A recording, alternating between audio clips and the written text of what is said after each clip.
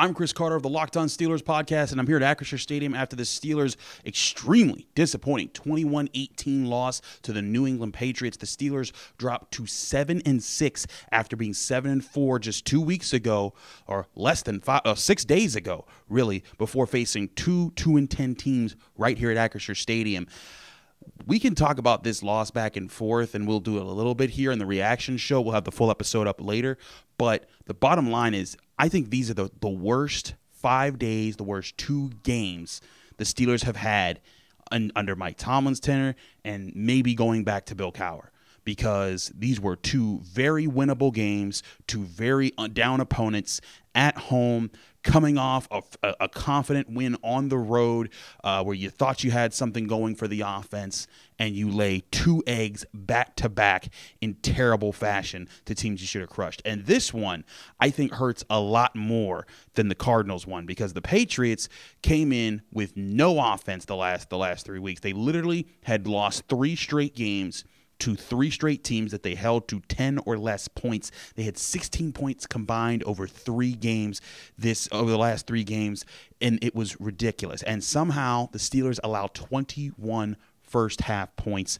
And the bottom line is, this is inexcusable for the Steelers. And now, a season that just 6 days ago, the Steelers were well within their chances of getting a chance at the 1 seed. If they had won these 2 games, they'd have been, what, 9-4, I believe, if I'm doing that math right. Yeah, because they're 7-6. They'd have been 9-4 and watching right behind the Ravens. Now they're 7-6, and they're going to be on the outside looking in of the playoffs probably at the end of this week, based on how some of these other games play out. But the other parts of this game is just how disappointing it is and how it happened. Bailey Zappi, 19 of 28, 240 yards, 3 touchdowns, 1 interception, a passer rating of 115.2. You cannot let the backup quarterback do that to you. Kyler Murray last week, one thing, he was also limited to like 1 touchdown. You could say, okay, at least he's a veteran quarterback who was a #1 overall pick, and it was an excusable loss. It was at least like, well, that guy's at least talented. There's no excuses for Bailey Zappi doing that to you as a defense. And what is truly remarkable about this loss is that time and time again, we have heard from the players, it's not about the preparation. We know what these guys are doing. It's not that we're out of position. It's that we're making key mistakes. And Cam Hayward even talked about that at length. And I'll have I'll have clips of Cam Hayward, and because I asked him a lot of questions after the game. I unfortunately missed Tomlin because I thought I'd get Hayward in the locker room. Turned out he was going to the podium, so there was a mix-up there on my part.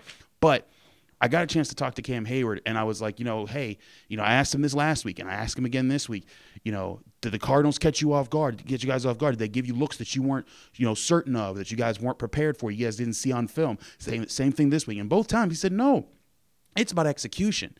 And I agree with at least my initial, read of how this game played out. You look at the last touchdown that Bailey Zappi threw. It wasn't a good ball. DeMonte KZ was in perfect position, had every reason to intercept it, and he just kind of lackadaisically got there and then made a poor attempt on the ball, and it ended up being a touchdown. And if he plays that, I think at a reasonable play that I think the average NFL safety does, it's an interception, and this game flips on its head.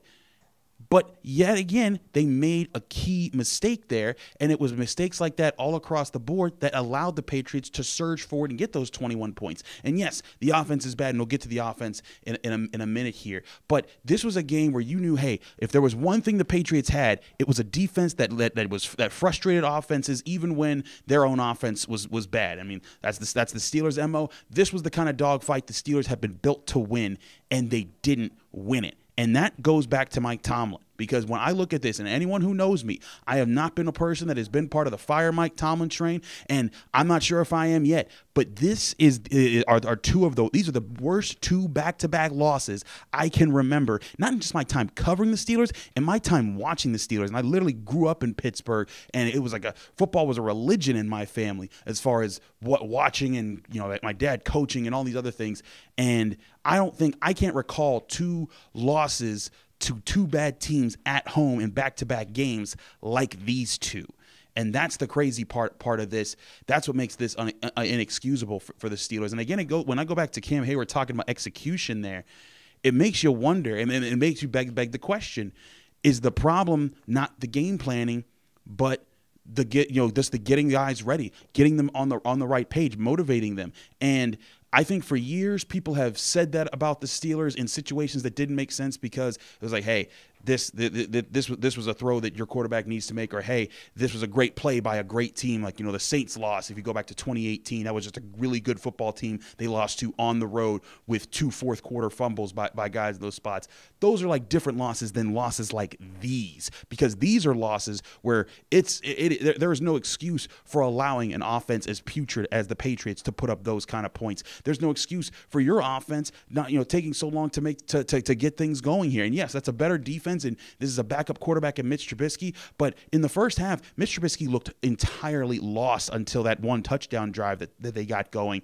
And this was where I think it was a sign for Steelers fans. Maybe Kenny Pickett isn't as bad as people thought, because people were thinking, hey, put in Mitch Trubisky. I know there were loud Mason, Mason Rudolph chants out there, and some people, think that he would be a better option. I'm not so sure that he would be, but I also, at this point, I think after like the first quarter and a half of this game, I felt, at this point, he can't be any worse. That one touchdown ball that Mitch Trubisky threw gave the Steelers a little bit of life. The defense did its thing in the second half. You get the interception from Michael Walker after a tip pass from Landon Roberts. I think Landon Roberts, one of the few people who could come out of that game with their head up and saying, hey, I played my best in this game. I thought he was actually very instrumental in keeping the Steelers alive in this game. Walker with the interception, and then Miles Killebrew, who we gave a bus ticket grade to last week, with a blocked punt, which is why I said it was a shocker to see him have so many special teams penalties, because he's been an ace for them, and he was an ace again in that moment, and gave them the field position that they got their touchdown and their 2-point conversion to make it a 3-point game. But as Cam Hayward said after the game, the Steelers didn't capitalize on their opportunities enough, because when Mitch Trubisky threw an interception, the Patriots got a touchdown. When Bailey Zappi threw an interception, the Steelers got stopped on 4th down.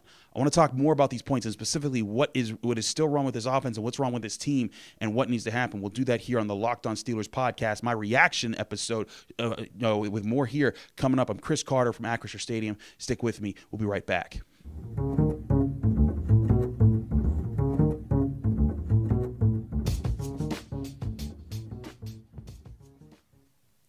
We're back here on the Locked On Steelers podcast. This is my reaction episode here from Acrisure Stadium after the Steelers' disappointing loss. And I think disappointing is not big enough of a word. Terrible, inexcusable. It's there's so many things you could say about this loss that are terrible about this game, but I think that there's something that needs to go into getting players to get across the line of execution. And I asked this to a couple different Steelers. I asked this especially to Cam Hayward and Joey Porter Jr. They were two of the guys that I got to talk to after the game. And for guys, it's like, hey, they're going to say they're going to get back to work. They're not going to try to, oust their teammates and say who, point fingers and start, burning down the locker room. They're going to hold it down. But at the same time, I think it gets back to the realistic question I was talking about earlier. And this is where it does dig into Mike Tomlin. If you have guys who know what they're supposed to do, who know what they're going to get, is it a talent issue or is it a coaching issue? And here's the question. Cam Hayward, weeks ago, was frustrated when someone used the term smoke and mirrors about the Steelers in their wins. And the Steelers, they got to a 7-4 start this season. They put themselves in position to have a shot at not just the playoffs, and they still have a shot at the playoffs. And granted, if they don't change things, it's going to be a collapse. But they put themselves in position to have a shot at the playoffs, to win the division, and even have a decent seeding in the playoffs through those games. And so when Cam Hayward said that, I understand why he's like, hey, it's not smoke and mirrors. But now you ask yourself, what were the reasons for those wins? And if it's smoke and mirrors, maybe there was some great preparation that got them to execute in those moments, but you need that preparation in this game. And I think that, again, there's a difference between preparing schematically, preparing game-wise and understanding, what they're going to throw at you, and then also preparing guys to respond in the moment. And that might be the biggest difference here that the Steelers are going through right now. And I want to touch more on that in my full episode, but I think that the big question for the Steelers is Do they have guys that can motivate the team, that can keep the team focused on their goals so that they don't miss their opportunities? There were opportunities out there for the Steelers to win this game on offense and defense. Mitch Trubisky, and I know we're going to see it in the All-22. I talk about it every week, but there were open guys. George Pickens, on all of his targets, they were underneath targets. They were short, 5-yard outs, little slants, quick hits there, here and there. He was never targeted on his deep balls. And there were several deep balls that I thought that Mitch Trubisky needed to pull the trigger on, and the ones that he did pull the trigger on were very questionable. So in a double coverage, poor throws, different situations, and those to me are situations where, as the coaching staff, you can drop the plays, you can get the matchups, you can prepare and watch film, but you also have to be able to get these guys to get over the hump and execute in those moments. And that's the question: is can the Steelers staff and can Mike Tomlin? Because again, that's what I'm talking about here. Can they get that done? They didn't these last 2 weeks. Now, you can say they got it done for the majority of the season before that, and that's why they're in this position where these 2 losses don't sink their playoff chances.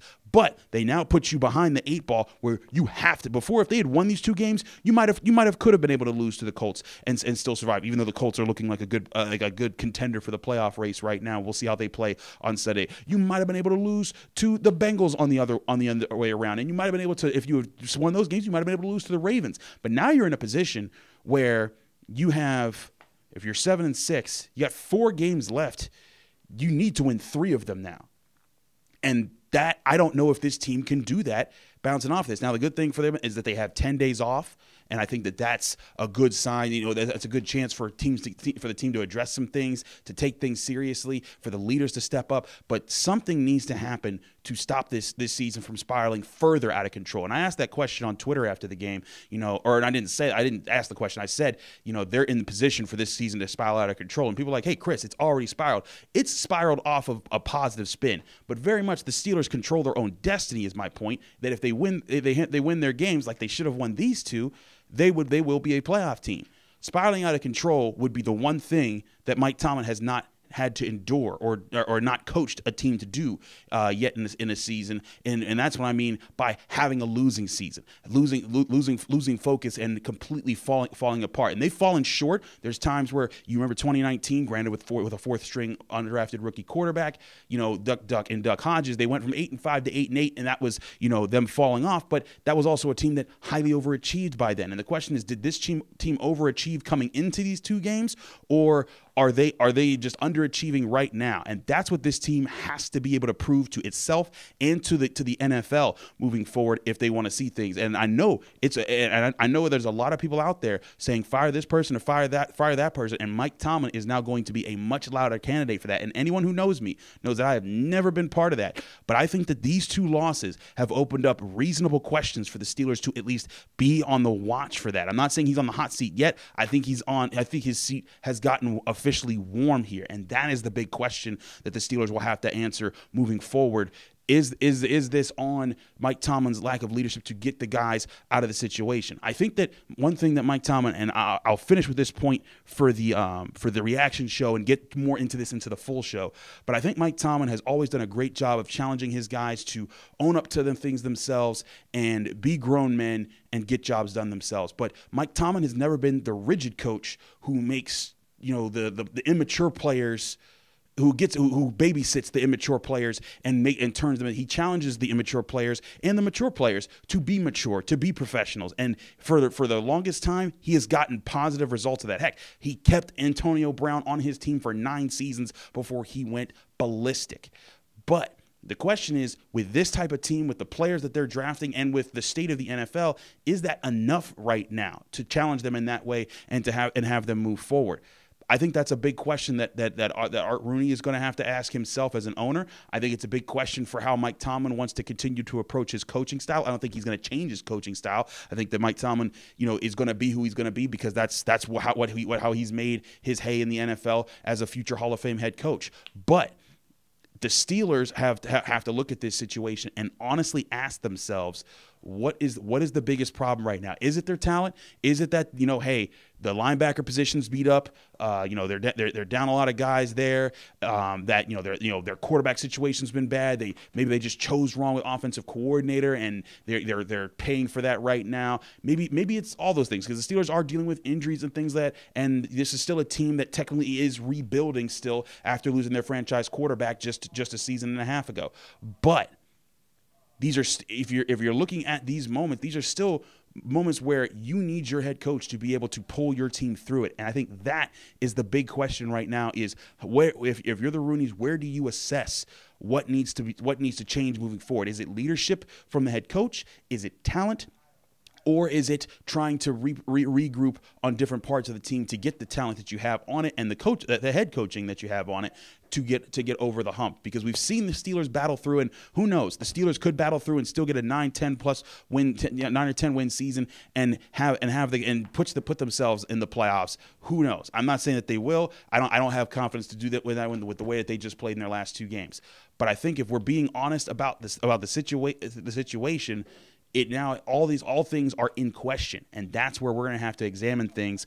I'll go more over this game in our full episode here on the Locked On Steelers podcast. I wanted to give you guys a kind of bigger reaction, because I think that this game, bigger than just this game, are the past 2 games and the state the Steelers have fallen into, and the big questions that now lay before them, not just the players and the coaches, but also the organization, as far as where does this team and where does this franchise want to go moving forward. I'll explore more of those questions on the full episode of the Locked On Steelers podcast. Stay tuned with us. We'll have that out. I'll try to have that out a few hours after I publish this. I usually get this out for all the listeners and the viewers to try to get something to chew on, because especially, wins or losses, you want your content. I'm going to try to get it out for you guys. Again, I'm Chris Carter from the Locked On Steelers podcast. Follow me on Twitter and Instagram at Carter Critiques. Read my work at the Pittsburgh Post-Gazette, post-gazette.com, and find me here on the Locked On Steelers podcast Monday through Friday, sometimes on weekends with bonus episodes. We'll get into all that here on the Friday, official Friday episode of the Locked On Steelers podcast.